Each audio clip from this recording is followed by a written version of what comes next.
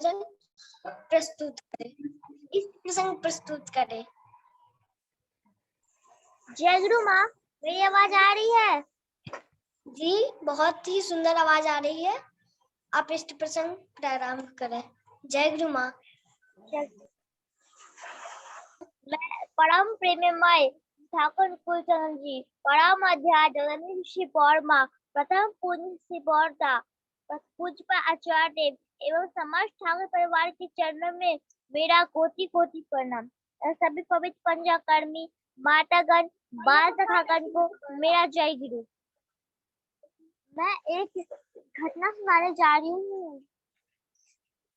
श्री विनोद तिवारी घोषकालन बर्धमान के रहने वाले एक कपड़े के व्यापारी थे। उनको एक बार निमोनिया हो गया।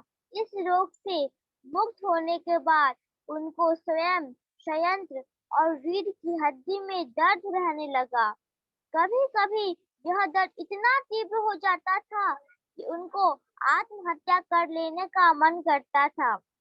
ससुराल वाले के कहने पर वे बाबा बैजनाथ धाम में मंदिर के निकट उमाचरण पांडा के यहाँ द्वितीय मंजिल पर आश्रय लिए।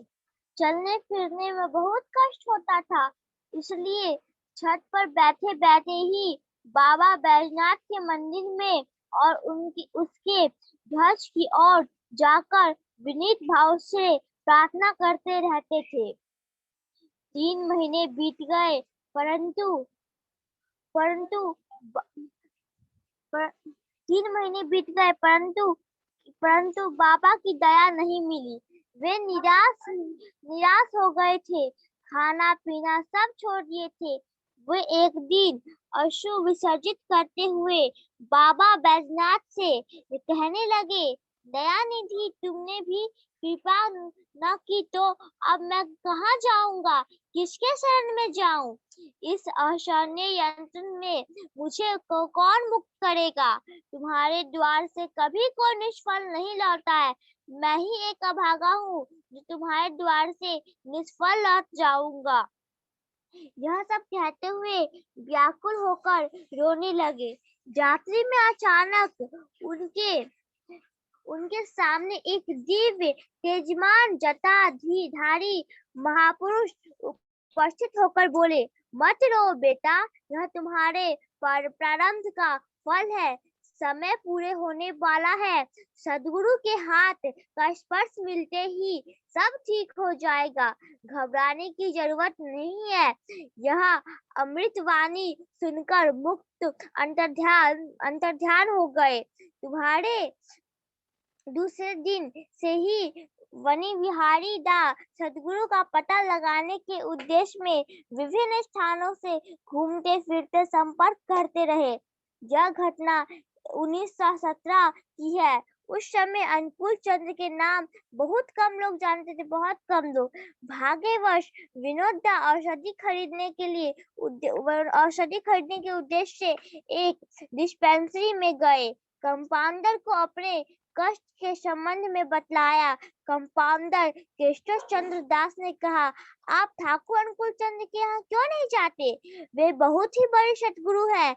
मैं भी अपने परिवार के एक सदस्य को रोग के लिए उनका दर्शन कराने के लिए गया था। लाभ ही हुआ। विनोद दा ने कहा, मैं तो अभी तुरंत चलने के लिए तैयार हूँ, परंतु वहाँ किसको तो पहचानना भी नहीं होगा। कौन मुझको वहां ले जाएगा? मुझे लग रहा है कि भगवान ने आपको मेरे मार्ग दिखाने को भेजा है। कृपया आप मेरे साथ चलिए। बहुत ही अन्याय विनय करने के बाद केशव चंद्र दास चलने के लिए तैयार हुए। यथा समय दोनों पावना आश्रम पहुंचे। ठाकुर पावना नदी के किनारे विराजमान थे। विनोद दा को देखते ही कहा, आ गए तुम, बहुत ही अच्छा किया।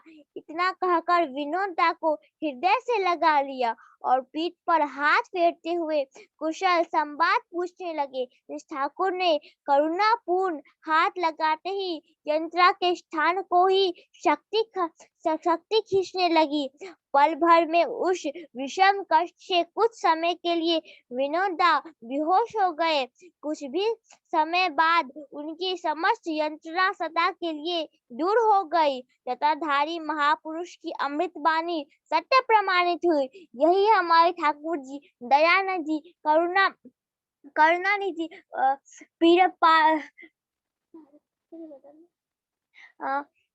दयानिधि, इसी के साथ मैं अपनी वाणी को विराम देती हूँ। जय गुरु। जय गुरु माँ, बहुत ही सुंदर